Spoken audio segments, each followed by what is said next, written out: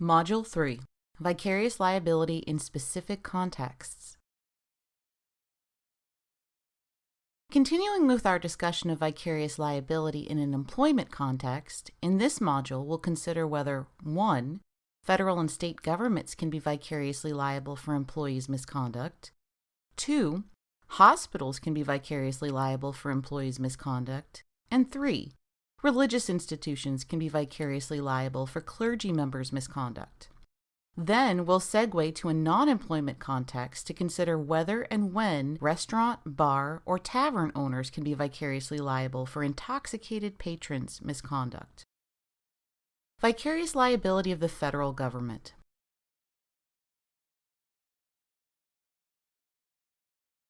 Federal and state governments are generally protected from civil lawsuits by the concept of sovereign immunity, and so are therefore not usually liable for their employees' misconduct. However, there are exceptions to this rule on both the state and federal levels.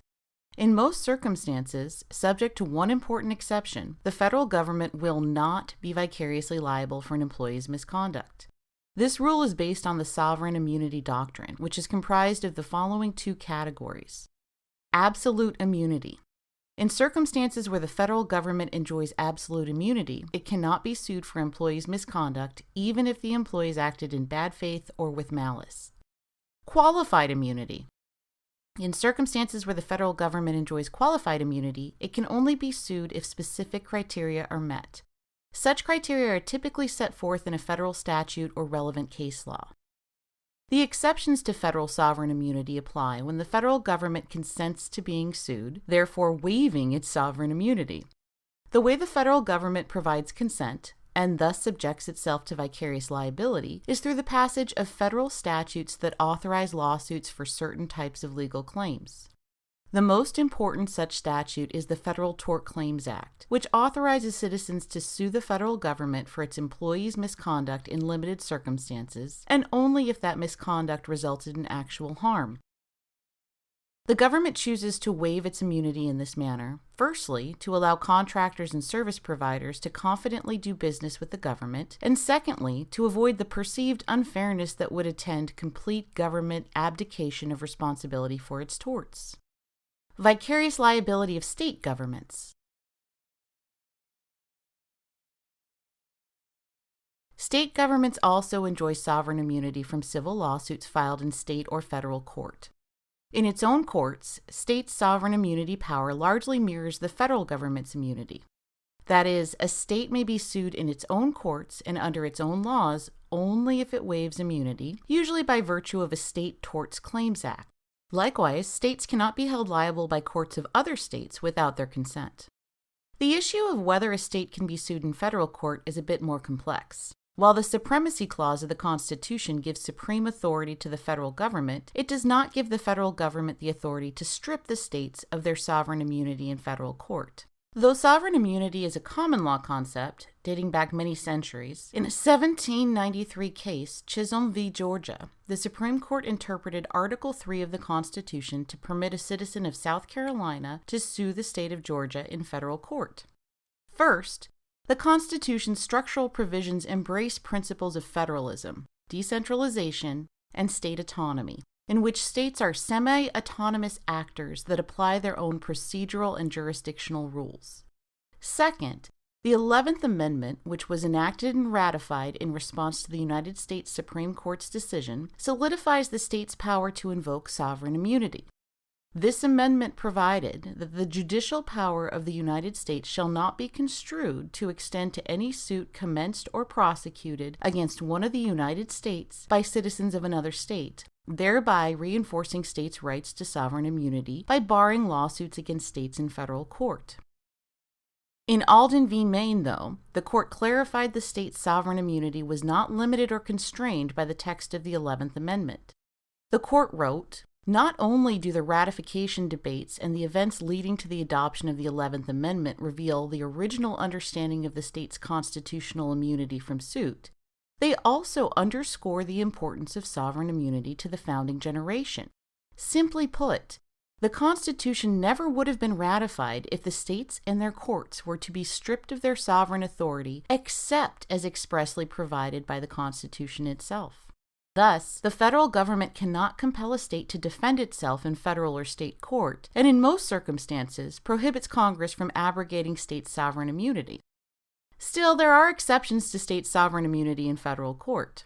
The Florida Supreme Court held in Department of Revenue v. Kuhnlein, sovereign immunity does not exempt the state from a challenge based on violation of the federal or state constitutions, because any other rule self-evidently would make constitutional law subservient to the state's will. Moreover, Congress may, pursuant to its remedial authority under the 14th Amendment, abrogate state sovereign immunity.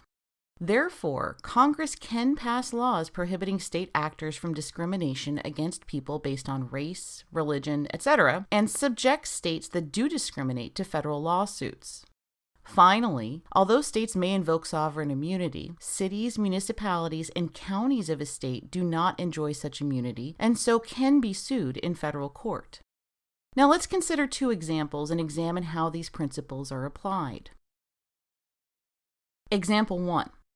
The state legislature in New Jersey enacts a statute stating that all citizens of the state of New Jersey are prohibited from engaging in speech that criticizes or otherwise undermines the moral authority of government officials. A New Jersey resident files suit against the state, claiming that the law infringes on the First Amendment right to free speech. In this situation, New Jersey cannot assert sovereign immunity because the resident's claims allege that the New Jersey law violates the First Amendment to the United States Constitution. A state or federal court may declare the law to be unconstitutional and may enjoin the state from committing the unconstitutional law. Example 2. A new federal law provides a federal cause of action against any state that denies its citizens due process of law. It further states that it is abrogating the state's sovereign immunity. This law is constitutional, and the federal statute will be enforceable. Even though the 11th Amendment prevents states from being sued in federal court, here, Congress is using its power to enforce the Due Process Clause of the 14th Amendment, which it may do, notwithstanding the 11th Amendment. A hospital's liability for employees' misconduct. A hospital may be vicariously liable for its employees' misconduct, including physicians, nurses, and other medical staff that the hospital employs. However, hospitals will typically not be liable for independent contractors' misconduct. If courts determine that an agent is a hospital employee, the hospital will be vicariously liable for the employee's misconduct if such misconduct occurred during the course of employment, namely while the employee performed a work-related task. For example, a hospital will be vicariously liable if a physician employed by the hospital misdiagnoses a patient's illness, commits errors during surgery, or wrongly prescribes or administers medication. A hospital can also be vicariously liable for the misconduct of nurses and other staff members. For example, a hospital can be vicariously liable for nurses or staff members that fail to monitor a patient properly, fail to take a patient's vital signs at the proper times, forget to take an important vital sign, fail to enter the patient's nursing record into the patient's chart, administer the wrong type of medication, administer the wrong amount of medication, administer the medication at the wrong time, fail to check a bedridden patient for bed sores, fail to respond to a patient's call quickly enough, fail to report suspicious symptoms and complaints to the physician in charge. Additionally, hospitals can be vicariously liable for negligently hiring or supervising employees or for failing to adequately maintain medical equipment.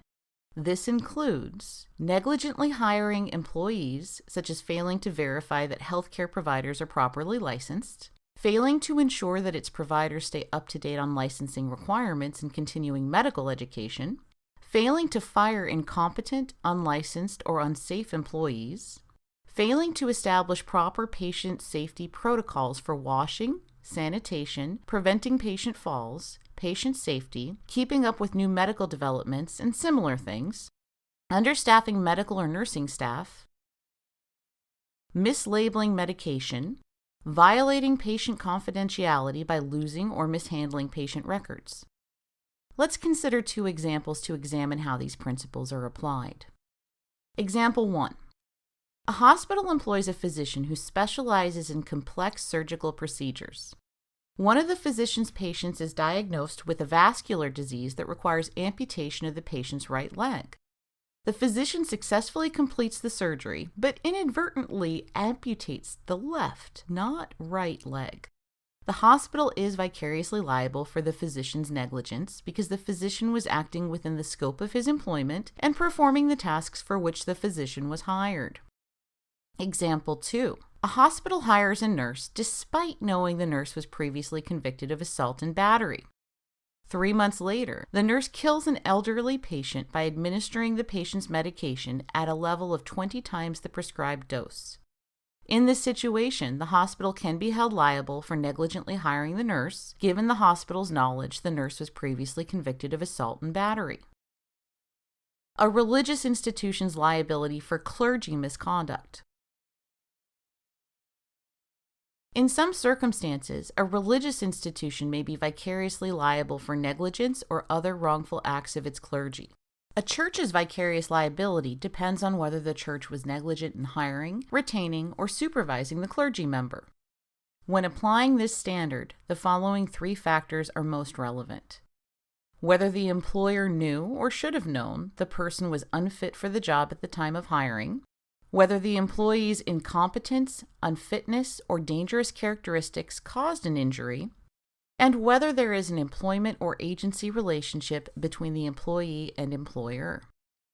As one summary puts it, employers may also be liable if they retain employees who commit wrongs against other people if they know, or should know, that the employee does these things. The employer has a duty to protect people from harm from recurring behavior of an employee. Similarly, an employer is liable if he fails to adequately supervise an employee who commits wrongs against other people, and the employer knows or should know about this past behavior. Let's consider 2 examples. Example 1. St. Michael's is a non-denominational church in New City. Recently, St. Michael's hired Reverend Timothy Spagnola, despite knowing that 12 years earlier, Reverend Spagnola was arrested and ultimately pled guilty to the crime of driving while under the influence of alcohol. Approximately 6 months after he is hired, Reverend Spagnola is accused of, and eventually pleads guilty to, theft. St. Michael's Church is probably not vicariously liable because Reverend Spagnola's prior conviction for driving while intoxicated was entirely unrelated to the theft charge. Example 2. St. Augustine's is a non-denominational church in Newtown. Recently, St. Augustine's hired Father Stephen Michaels, who's been a clergy member for over 20 years, based in substantial part on the stellar references that St. Augustine's received from priests who supervised Father Michaels for many years at his former church. Unfortunately, 1 year after Father Michaels was hired, he commits forgery to steal money from congregants. St. Augustine's is again probably not liable because it neither had knowledge of nor could have foreseen that Father Michaels would engage in this type of behavior. Negligent acts committed by intoxicated bar patrons. In many states, the owners of restaurants, bars, and taverns can be liable for serving alcohol to people who later cause injury or death to themselves or others. Known as dram shop laws, these laws penalize restaurants, bars, and taverns that negligently serve alcohol to patrons or otherwise fail to supervise the conduct of patrons who are consuming alcoholic beverages. Specifically, 30 states have dram shop laws, which hold licensed establishments liable for the selling and serving of alcohol to individuals who suffer injury or death, or who cause injury or death of others due to their intoxication. These laws also commonly impose lower thresholds of liability for the selling or serving of alcohol to minors. Although a restaurant, bar, or tavern owner is not vicariously liable under an employment theory sense because patrons are technically not an employee, the basic principle of holding owners liable for the acts of those over whom they can exercise control and supervisory authority is the same. Restaurant, bar, and tavern owners have been found liable in the following circumstances: driving while intoxicated, Owners can be liable if a patron is legally intoxicated and because of such intoxication causes injury or death to others while operating a motor vehicle. Accidents on the premises. If a patron suffers or causes injury to others while on the premises, such as through a physical altercation or falling off a bar stool, the owner may be liable. Failure to provide noticeable exit signs. If an owner fails to provide noticeable exit signs, and this failure is a substantial factor in causing injury or death to patrons, such as in the event of a fire, the owner will likely be liable. Underage drinking. If a restaurant owner serves alcohol to someone under the age of 21, the owner can be liable both for providing the alcohol to the minor and for any harm that is reasonably foreseeable as a result thereof. A restaurant owner can be liable even if the minor presented fake identification that misrepresented his age. Now let's consider 2 examples to examine how these principles are applied. Example 1. Matt enters the Heartbreak Saloon in Austin, Texas, is served 6 beers and 3 shots of vodka, becoming visibly intoxicated. Shortly thereafter, Matt decides to ride the saloon's mechanical bull, which is in the back of the bar. While doing so, he's thrown off the bull and suffers 2 broken ribs and a concussion. Heartbreak Saloon is liable because it was aware, or should have been aware, that Matt was intoxicated, and despite this knowledge, allowed him to engage in an activity that, due to the individual's intoxicated state, could foreseeably result in an injury. Example 2. The Nostalgia Club is a popular establishment that frequently hosts popular bands from the 1980s who performed to crowds of approximately 500 people. One evening, the popular 80s band, the Centipedes, performs at the club, and while performing, a fire breaks out on stage. The crowd panics, and many patrons try to flee the club, but 2 of the 3 exit doors are obstructed by the stage and not viewable by many of the attendees. As a result, everyone rushes to the one visible exit sign that's located near the front of the club. In so doing, however, several people are trampled by the crowd and suffer fatal injuries. The Nostalgia Club is liable because it did not exercise reasonable care to ensure its patrons could access all available exits. As such, the fatalities were a reasonably foreseeable result of this failure. Conclusion. Courts apply the vicarious liability doctrine to different types of employer-employee relationships, and in some circumstances, apply this doctrine where no formal employer-employee relationship exists, such as in the case of a restaurant, bar, or tavern owner. The primary factors courts consider when applying the vicarious liability doctrine to hospitals and churches is whether the employer or owner was negligent in hiring or retaining the employee or failed to exercise adequate supervision. When applied to a restaurant, bar, or tavern owner, the relevant question is whether the owner failed to adequately supervise patrons and otherwise take reasonable steps to prevent patrons from engaging in negligent conduct. In the next module, we will apply the vicarious liability doctrine to relationships among private individuals.